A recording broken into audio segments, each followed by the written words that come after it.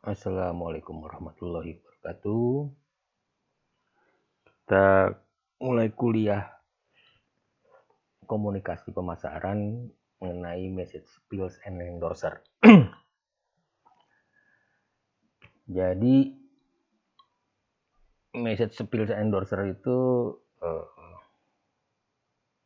nanti kita ajarkan, tapi sebelumnya saya ajarkan dulu mengenai elaboration likelihood model. Di elaboration likelihood model ini atau ELM itu model yang menerangkan mengenai efek komunikasi terhadap pembentukan dan perubahan belief dan attitude audience.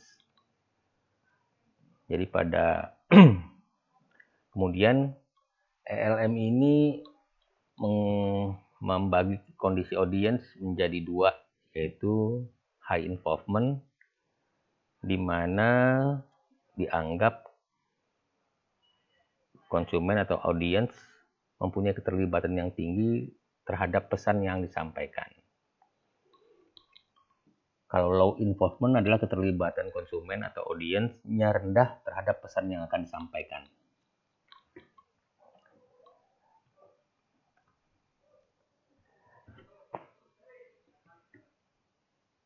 Ini mengenai jalur persuasi yang ada di ELM, yaitu Central Road dan Peripheral Road.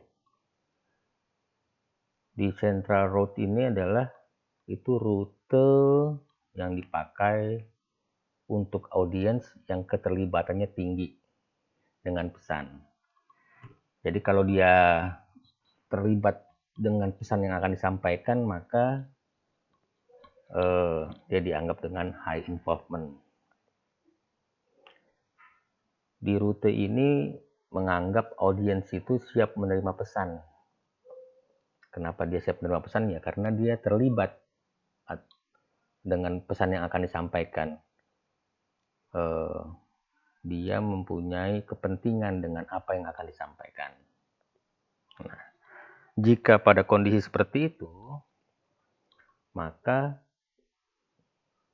caranya adalah langsung menstimulir otak audiens secara rasional. Nanti contoh-contohnya akan disampaikan setelah ini. Sementara kalau peripheral route itu adalah rute yang dipakai untuk audiens yang keterlibatannya dengan pesan itu rendah. Jadi keterlibatannya rendah dengan pesan atau low involvement. Jadi audiens nggak merasa perlu, nggak terlampau concern atau terlampau merasa menunggu-nunggu pesan yang akan disampaikan. Nah, jadi di rute ini menganggap audiens tidak siap menerima pesan. Kemudian bagaimana ngomong dengan orang yang nggak siap terima pesan? Nah, bagaimana caranya katanya gitu? Menstimulirnya itu bukan dengan rasional tapi dengan simbol-simbol yang membantu terbentuk asosiasi di benak konsumen sesuai dengan harapan komunikatornya. Misalnya contoh ya. Jadi contoh untuk Central Road yang beberapa bulan ini kan setiap hari ada pengumuman oleh juru bicara gugus tugas percepatan penanganan COVID-19. Nah, itu dia menggunakan Central Road. Kenapa saya bilang begitu? Karena dia menstimulir otak dengan cara rasional dan disampaikan langsung. Dia tidak perlu peralatan-peralatan atau simbol-simbol atau apa-apa. Ini disampaikan.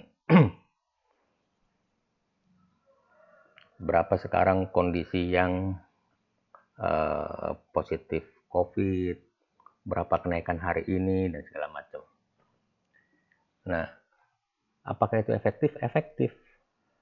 Dengan asumsi jika audiensnya mempunyai pada posisi high involvement. yaitu siap menerima pesan.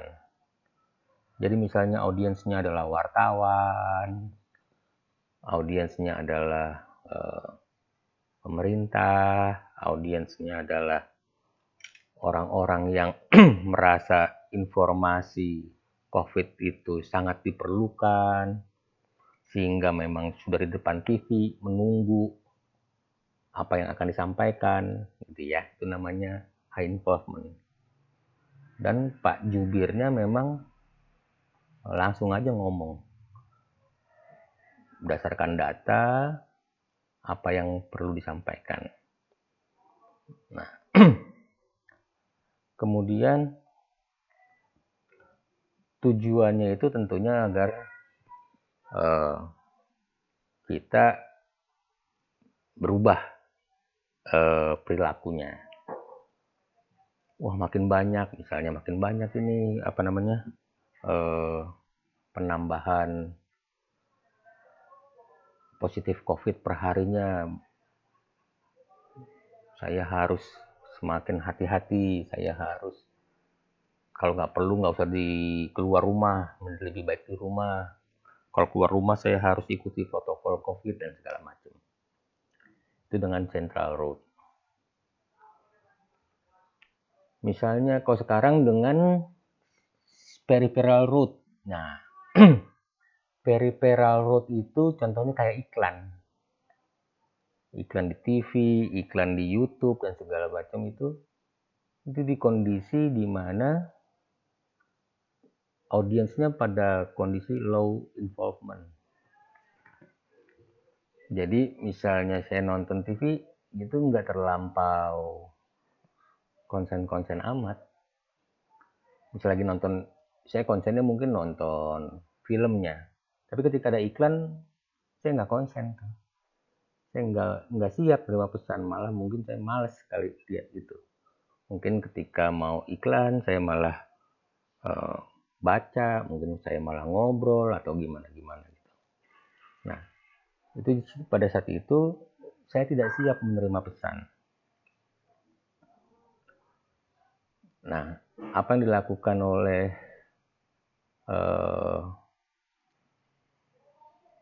iklan, biasanya iklan tidak menstimulir pikiran, tapi dia menggunakan simbol-simbol, gambar, apa segala macam yang agar kita mengasosiasikan brandnya dengan apa yang dia rencanakan terbentuk di kepala kita.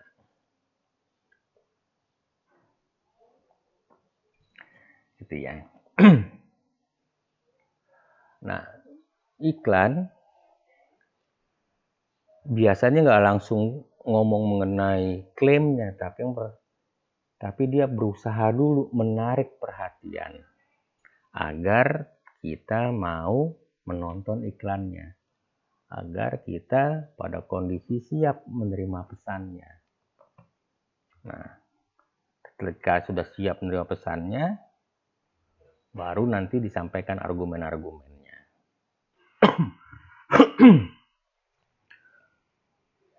Bagaimana dia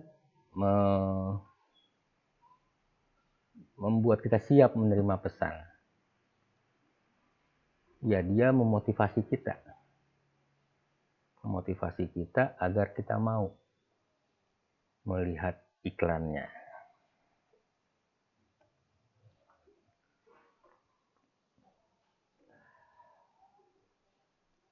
Gitu ya. Kenapa gitu? Karena kalau audiens tidak siap menerima pesan, maka komunikasinya nggak efektif. Ya dia ngomong aja sendiri, tapi saya nggak lihat gitu ya. Dan sebenarnya banyak iklan yang terpampang di depan kita, tapi kita tidak lihat iklan tersebut. Kalaupun lihat, ya cuma sekedar lihat, tapi bukan dalam maksud siap menerima pesan. Jadi secara mental kita mau terima pesan itu gitu. Kalau coba kamu ingat-ingat, dari sekian banyak yang tiap hari kamu lihat ya, billboard, dari sekian banyak billboard yang kamu lihat tiap hari, ada berapa yang kamu ingat sekarang? Gitu ya. Itu repot gitu emang. Jadi ketika kita pasang iklan itu, kita bisa pasang iklan. Persoalan pertama adalah iklan kita dilihat orang nggak? Disimak orang nggak iklan kita? Kalau enggak ya kita cuma bakar duit. Cuman bayar iklan, bayar prosesnya, bayar tempatnya, bayar medianya dan segala macam, tanpa iklan itu berfungsi. Gitu ya. Sementara fungsi iklan kan, tujuan iklan kan adalah mempengaruhi belief dan atau attitude audience. Gitu ya. Jadi kita perlu membuat audience pada kondisi siap menerima pesan. Kesiapan audiens menerima pesan dipengaruhi oleh 3 faktor, yaitu yang faktor pertama adalah motivation, keinginan atau ketertarikan audiens menyimak pesan. Yang kedua, opportunity. Opportunity ini kesempatan atau kemampuan secara fisik audiens dapat menerima pesan.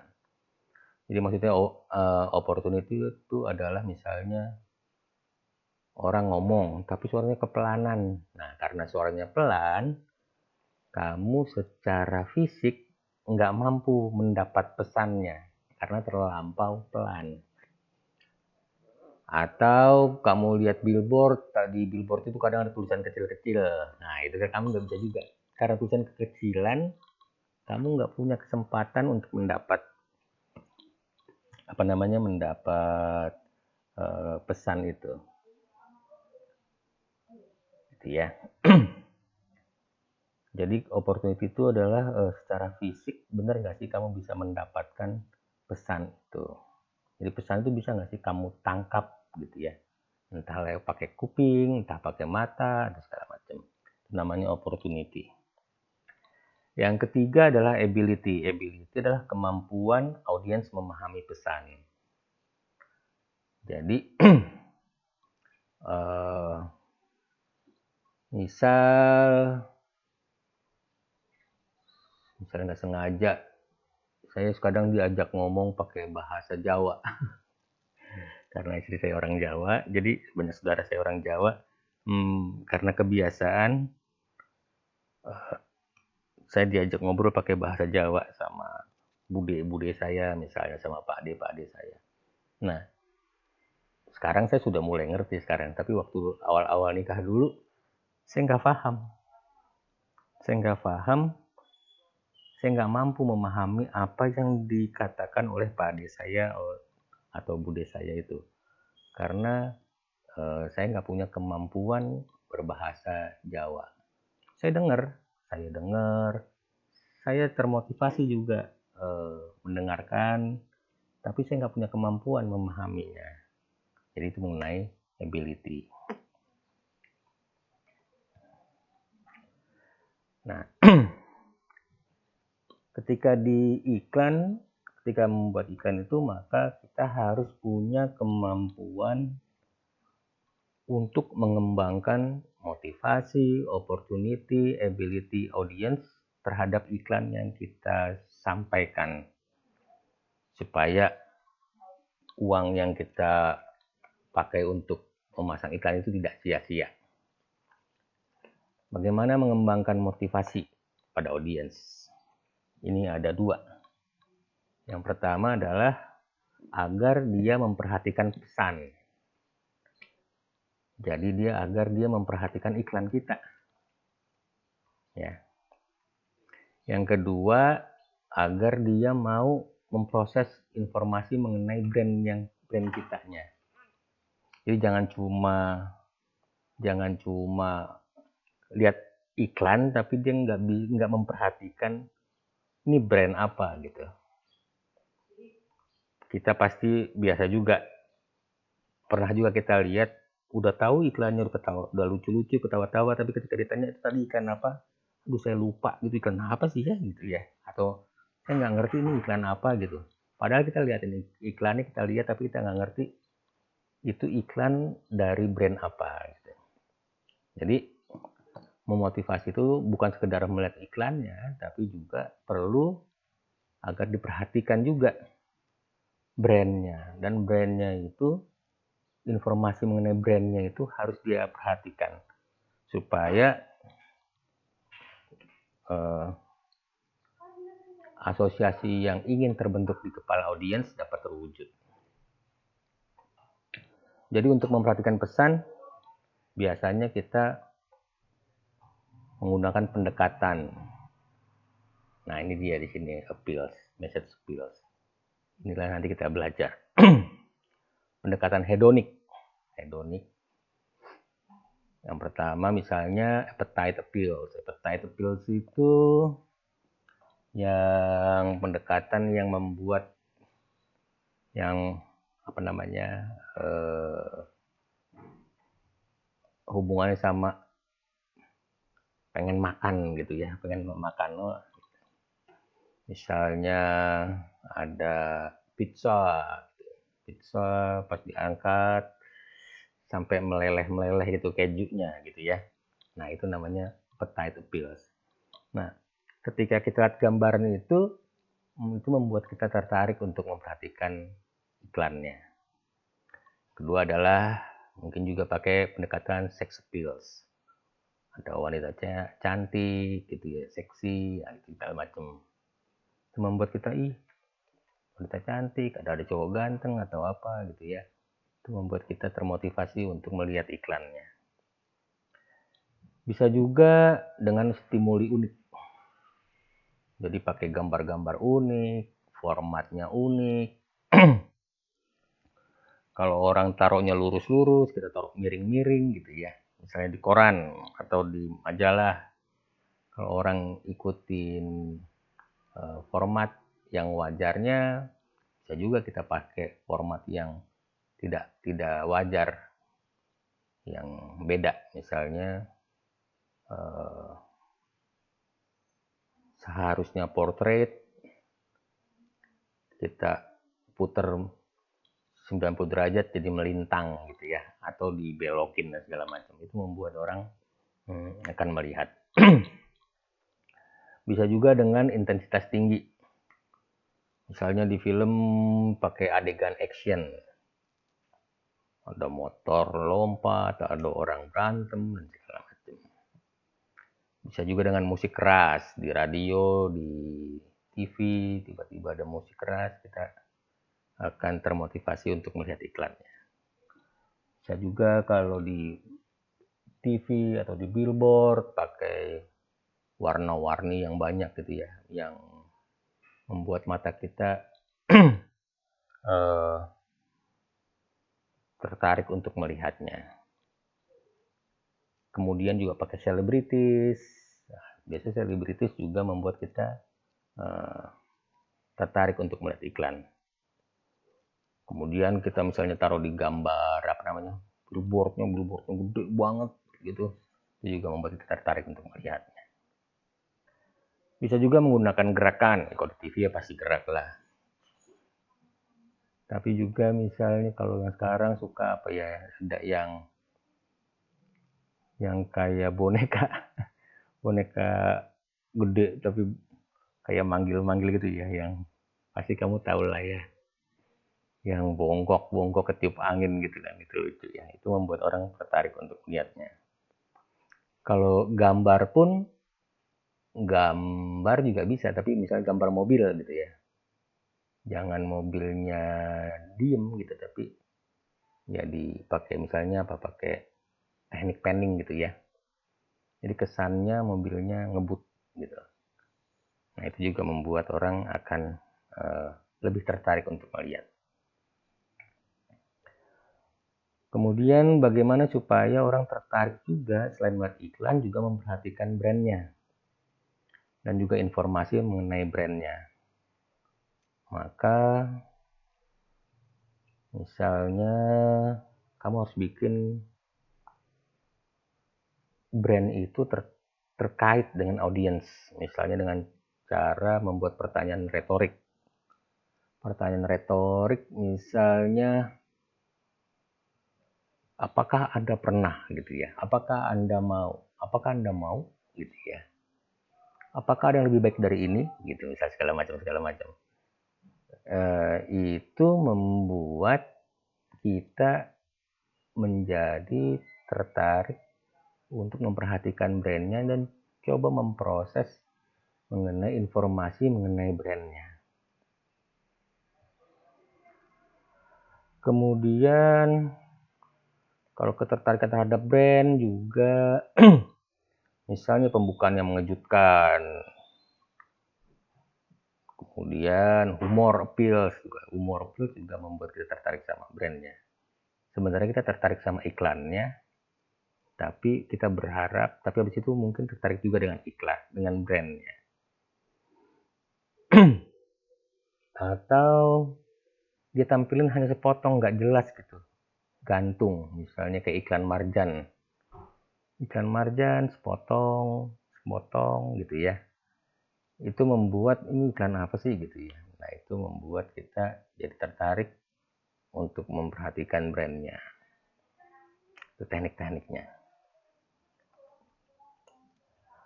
Yang kedua, mengembangkan opportunity pada audiens supaya pesan yang diterima. Yang pertama-tama adalah misalnya dalam satu iklan kita mengulang-ulang informasi brandnya. Misalnya selalu itu misalnya kayak Aqua dari apa namanya, mata air gitu, atau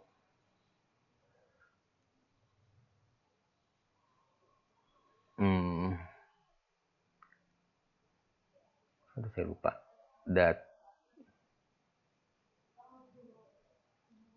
minuman yang mengandung ion gitu ya. Minuman mengandung ion. Kata-kata minuman mengandung ion itu bisa lebih dari 5 kali diulang-ulang dalam satu iklan. Itu mengulang informasi brand gitu ya. Dia sebut-sebut brandnya.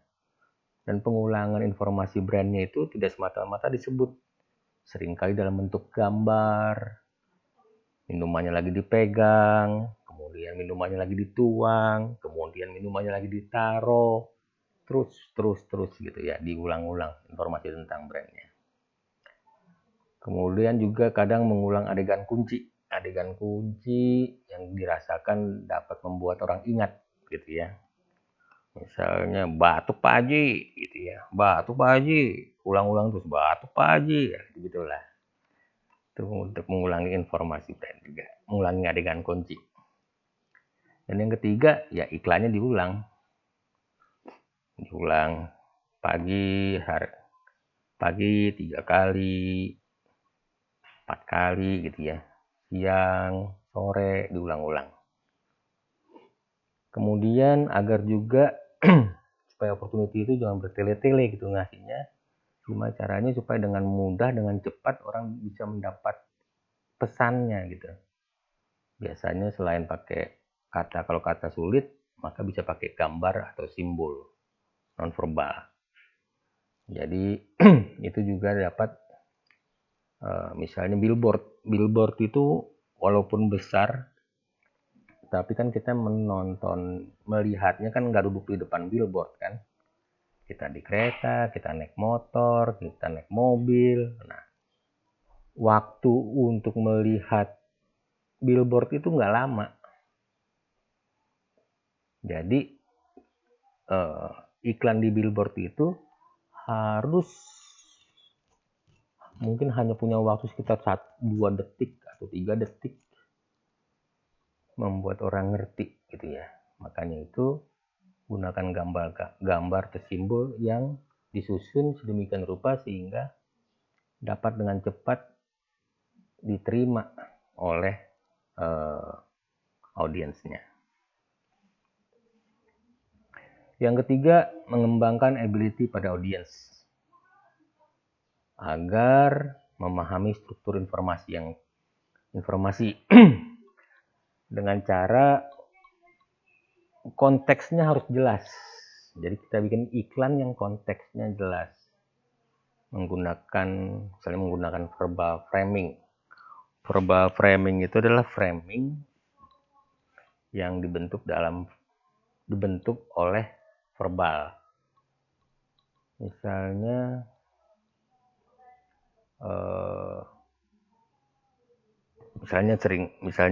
Royco. Awalnya langsung dikatakan bahwa sekian banyak anak-anak rupanya kekurangan gizi. Nah, itu. Nah, jadi ketika disampaikan, maka kita udah dapat konteks dari apa yang akan disampaikan. Jadi pasti konteksnya mengenai anak kekurangan gizi. Sehingga kita mudah memahami simbol-simbol verbal maupun non-verbal yang ada, yang menstimulir kita, entah mata kita, entah telinga kita gitu ya. Karena konteksnya telah dapat kita. Gitu ya. Tadi gimana caranya? Dengan cara menggunakan verbal framing. Kan ada gambar anak kecil-kecil gitu kan, lari-lari segala macam. Nah, tanpa ada kata bahwa anak-anak Indonesia banyak yang kekurangan gizi, kita nggak ngerti tuh maksudnya apa. Tapi ketika kita telah mendengar bahwa anak-anak kekurangan gizi, maka kita paham bahwa ini mengenai kekurangan gizi pada anak. Nah, kemudian yang kedua, tercipta struktur informasi. Jadi strukturnya tuh di kepala kita terbentuk gitu ya, terbentuk. Bisa dengan cara demonstrasi atau analogi. Misalnya iklan sampo yang mengatakan bahwa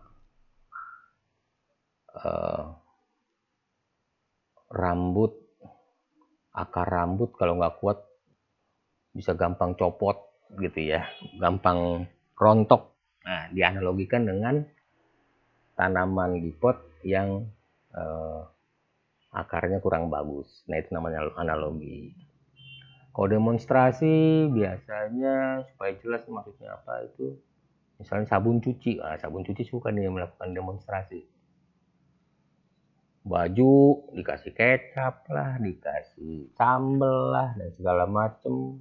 Yang dibandingin, dicelupin, udah bersih lagi. Nah, itu demonstrasi. Nah, itu gunanya supaya kita paham mengenai apa yang disampaikan. Oke. Sekarang kita masuk ke message skills.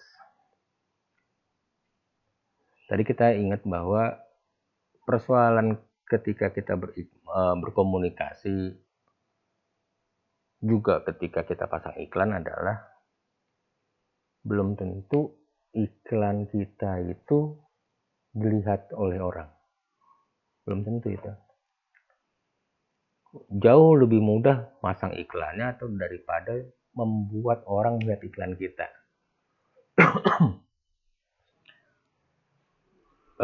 Kalau nggak, ya kan tadi udah saya bilang ya, kalau nggak percaya coba aja kamu ingat sendiri. Ada berapa banyak iklan yang kamu nggak lihat di YouTube lah. Ada berapa banyak ketika udah lihat pun yang kamu lihat bukan iklannya, yang kamu lihat adalah angkanya supaya kamu bisa skip. Ngerti ya? Padahal udah bayar loh itu supaya kamu lihat, tapi kamu nggak mau lihat. Kamu malah liatin angkanya 6, 5, 4, 3, 2, 1, skip. Itu sulitnya itu. Jadi kamu hanya punya, kalau di YouTube itu hanya punya waktu sekitar 5 detik untuk untuk membuat orang memutuskan menonton iklan bukan men-skip iklan kamu, gitu ya.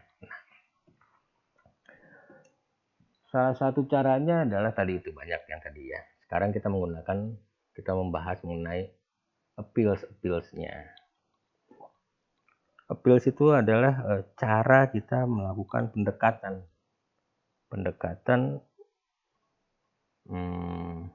supaya si audiens mau menerima pesan kita, mau memperhatikan pesan kita, mau memikirkan pesan kita. Oke. Yang pertama, humor. Kemudian ada appeals to fear, kemudian appeals to guilt, ada sex appeals, ada subliminal message, ada musik, ada comparative advertisement. Sekarang humor. Humor.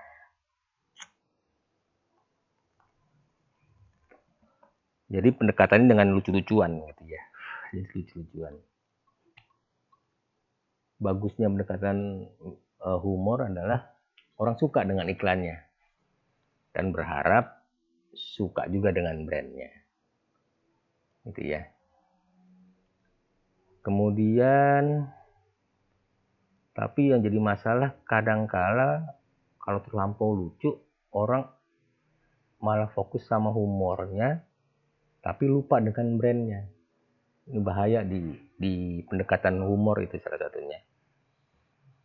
Jadi bahaya lagi adalah kadang kita ngelucu, kemudian lucunya itu untuk sebagian orang lucu, tapi untuk sebagian orang lagi misalnya menyakitkan hati. Misalnya kita humor ras gitu ya, saya ngomongin misalnya orang satu suku gitu, untuk yang lain mungkin lucu, tapi untuk orang suku itu mungkin ada sebagian yang tersinggung gitu. Jadi hati-hati ketika membuat humor sebagai di iklan kamu gitu ya. Kemudian juga humor itu katanya lebih efektif untuk brand yang telah dikenal daripada brand yang baru. Karena brand baru tuh biasanya kita harus meningkatkan kredibilitasnya. Brand dulu, meningkatkan image. Sementara kredibilitas itu sulit ditingkatkan lewat pendekatan humor. Gitu. Tapi kalau misalnya brandnya udah terkenal, nggak ada masalah kamu pakai humor.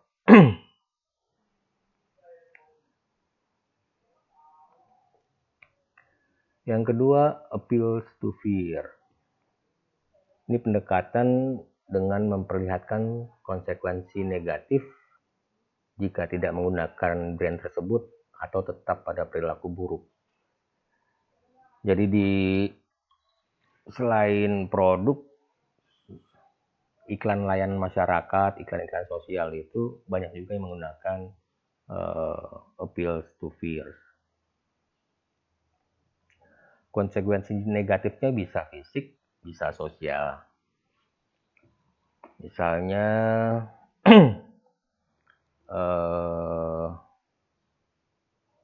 buang sampah sembarangan jadi banjir gitu ya, itu namanya adalah appeals to fear. Banyak juga produk yang pakai appeals to fear, misalnya deodoran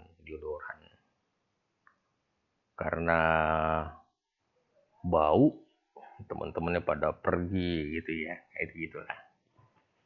Itu pendekatannya adalah appeals to fear. Obat jerawat itu juga banyak kan pakai appeals to fear. Jerawat satu malu gitu ya, jadi kayak seperti bencana alam besar gitu. Pada kayak terhina banget. Nah itu appeals to fear. Padahal jerawat satu.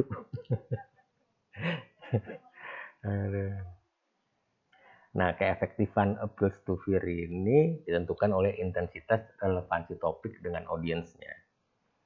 Jadi misalnya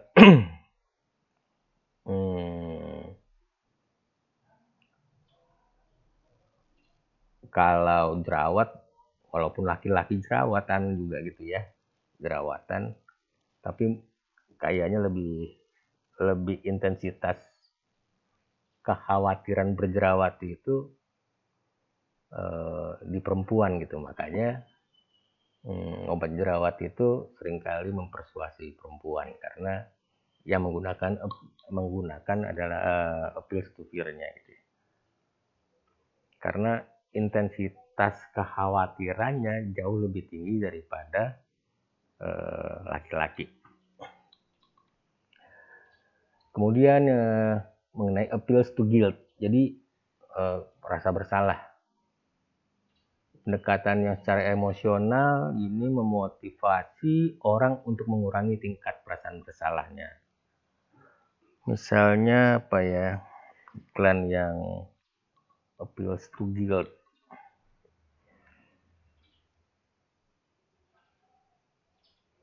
Misalnya lagi itu pernah ada yang anaknya kena demam berdarah gitu.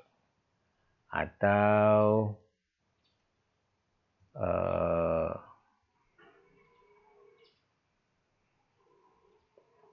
apa misalnya ya. Misalnya orang tua misalnya anaknya jadi kurang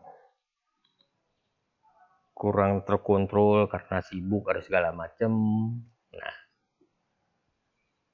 kemudian misalnya nggak naik kelas, nggak lulus, ujian nggak bagus, gitu segala macam, maka sebenarnya itu ada perasaan bersalah juga di orang tua gitu. Nah, jika kita bisa memanfaatkan perasaan bersalah itu, misalnya kita buka bimbingan belajar gitu ya, maka ketika si orang tua memasukkan anaknya bimbingan belajar, itu sebenarnya dia itu sedang berusaha mengurangi tingkat perasaan bersalahnya, gitu ya. Jadi itu tuh ya, appeals to guilt. Tapi itu dia, jadi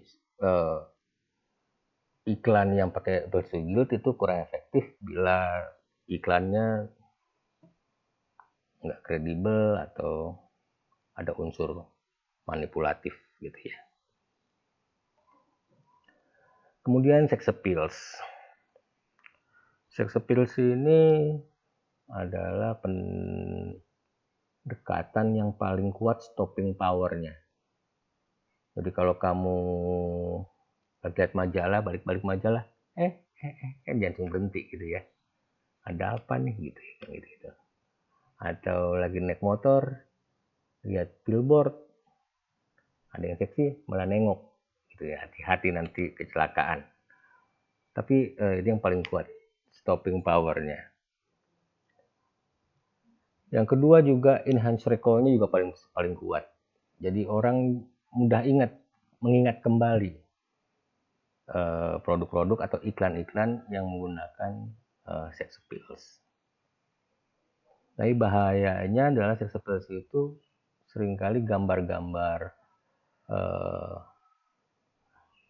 yang ditampilkan ya itu mungkin aja direspon negatif oleh orang lain, oleh sebagian orang, menjadi lebih jijik, malu, bahkan marah.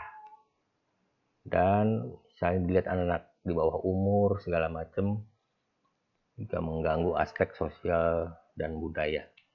Jadi hati-hati menggunakan pendekatan sex appeals, karena sulit sekali kita membatasi siapa yang melihat apa yang kita tayangkan. Dan menurut saya kita harus tanggung jawab. Jadi tanggung jawabnya bukan sembarangan, bukan, tapi bertanggung jawab bahwa yang kita buat itu telah tidak merusak orang lain, gitu ya, hati-hati. Kemudian ada subliminal message. Subliminal message ini adalah pesannya itu disampaikan di bawah ambang sadaran. Maksudnya gimana ini? Jadi misalnya kamu nonton film. Nah, nonton film, kemudian di film itu lagi seru-serunya ini ditulis, ada tulisan itu, misalnya Coca-Cola segar, Coca-Cola enak. Tapi tampilnya cuman misalnya kita bilang per 50 detik dan kita nggak bisa lihat itu karena sekejap sekali gitu ya. Tapi katanya kita ngelihat sebenarnya dan itu masuk ke otak kita. Nah, kalau suara juga gitu, ada lagu kemudian disisipin tapi dengan frekuensi yang rendah, tapi itu disiarkan, dibunyikan sebenarnya, tapi bunyi frekuensinya itu lebih rendah dari yang dapat kita dengar. Akibatnya kita merasa tidak mendengar, tapi sebenarnya menstimulir otak kita lewat telinga. Dan itu katanya efektif. Tapi di Indonesia nggak boleh menggunakan subliminal message. Saya juga setuju nggak boleh lah. Masa persuasinya mempersuasi kita dengan cara yang kita nggak sadar gitu, kayaknya nggak fair.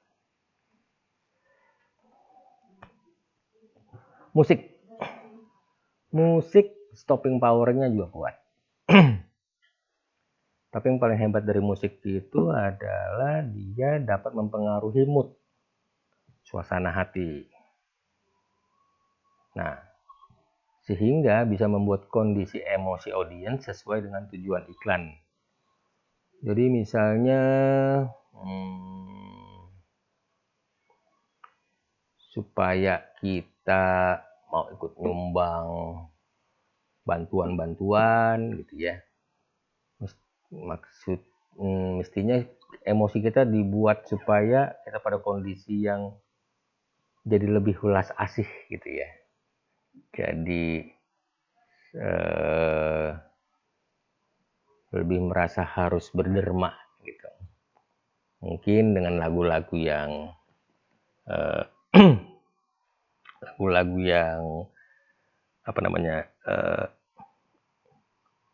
religius gitu ya, religius, membuat kita oh iya saya hamba Tuhan, saya harus harus berbagi rezeki dengan orang lain yang lebih sulit dari saya dan gitu-gitulah. Nah, sehingga ketika kondisi begitu kita sampaikan bahwa banyak orang sedang susah dan segala macam, maka mereka perlu dibantu, maka mungkin audiens lebih banyak yang meresponnya gitu ya. Jadi musik itu dapat mempengaruhi mood. Waktu perang juga gitu kan, waktu perang pakai lagu-lagu perjuangan. Nah, lagu-lagu perjuangan itu membuat kita bersemangat, meningkatkan rasa nasionalis kita. Nah, jadi kita berjuang merebut kemerdekaan. Oke. Jadi musik dapat mempengaruhi mood, dan ketika moodnya sesuai dengan kondisi yang ingin dicapai, maka itu menjadi efektif. Kemudian yang terakhir adalah comparative advertisement. Advertisement membandingkan dengan brand pesaing. Jadi yang terkenal itu Pepsi, Coca-Cola itulah paling terkenal, itu berantem aja berduaan gitu. Dan itu head to head gitu ya. Bagusnya katanya itu bagus bisa membuat orang ingat keunggulannya kah, brandnya juga kah, klaimnya juga membuat orang ingat. Misalnya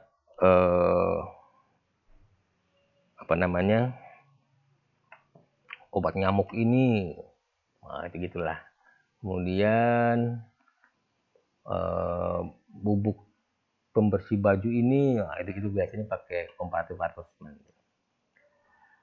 Dan juga meningkatkan niat untuk membeli. Jadi ketika dia terasa lebih hebat dari yang lain, maka tentunya orang lebih condong membeli yang diunggulkan. Tapi di Indonesia nggak boleh. Tapi katanya ada gitu ya. Iya, tapi itu kan iya, itu dia kadang-kadang. Nggak boleh sebenarnya. Tapi mungkin dibilangnya nggak bandingin kok, cuma cuma ilustrasi gitu kali ya.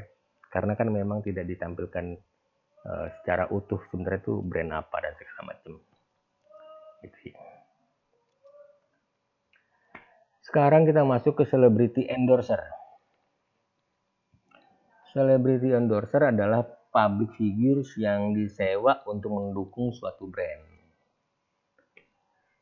Jadi celebrity endorser itu membuat kita juga tertarik tuh untuk melihat iklan. Ada kakak ini, ada emas ini, ada ini gitu ya. Jadi karena ada selebriti itu, maka kita jadi nonton iklannya. Nah, bagaimana cara memilih endorser? Ini atribut-atribut pentingnya pendekatan Tiers model. Tiers itu jadi T-nya trustworthiness, E-nya expertise, A-nya attractiveness, R-nya respect, S-nya similarity. Jadi dia harus dipercaya, T. Kemudian memiliki keahlian yang relevan dengan brandnya. A-nya attractiveness, memiliki daya tarik dan menyenangkan untuk dilihat. Jadi attractiveness-nya secara fisik gitu ya. Kemudian R respect, jadi dia mempunyai kualitas pribadi dan prestasi yang mengagumkan sehingga orang kagum dengan dia. S similarity, jadi endorsernya cocok dengan audiensnya, entah itu usia, gender, etnis, dan lain-lain. Ini dengan cara Tiers model.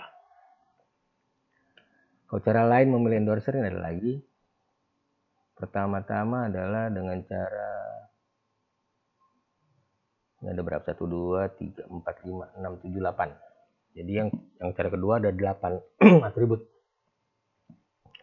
Dicek dulu apakah selebritinya dengan audiensnya cocok atau enggak. Itu similarity ya. Kemudian selebritinya dengan brandnya cocok atau enggak. Kemudian kredibilitas. Misalnya antara dua ini, selebriti dan audiens cocok, selebriti dan brand cocok. Kalau cuma pilih satu, maka yang paling penting adalah cocok dengan audiens, yang paling penting dibandingkan dengan cocok dengan brandnya. Ya, misal kayak siapa namanya, Cristiano Ronaldo dengan sampo, nggak ada hubungannya sampo misalnya sama Cristiano Ronaldo main bola, nggak cocok juga. Tapi dengan audiensnya yang laki-laki muda dan segala macam, cocok dia, maka dia tetap dipilih jadi endorser sampo gitu ya. Yang ketiga, kredibilitas selebritinya yang tadi. Jadi dapat dipercaya nggak sih ini orang ini kredibel nggak sih gitu ya.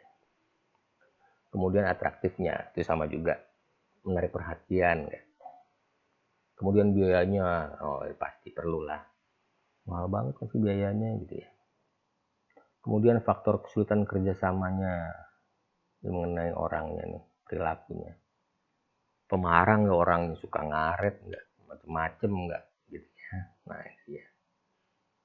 Kalau rese-rese nggak usah aja. Gitu. Kemudian faktor banyaknya brand lain yang di-endorse.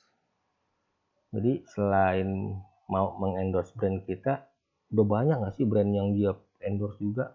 Kalau terlampau banyak, khawatirnya adalah ketika dia muncul mengendorse iklan kita, orang bukannya ingat iklan kita malah ingatnya iklan yang brand lain yang juga di endorse oleh selebriti yang sama. Itu bahayanya. Jadi bias gitu ya. Kemudian faktor kemungkinan timbulnya masalah ini mengenai perilaku habit dia atau kondisi dia yang misalnya anaknya udah agak miring-miring nih anaknya gitu, suka main kemana-mana nggak jelas, ada kemungkinan bisa kena narkoba. Oh jangan gitu ya. Nanti bahayanya ketika dia jadi endorser kamu, brand kamu, kemudian dikena narkoba, nanti khawatirnya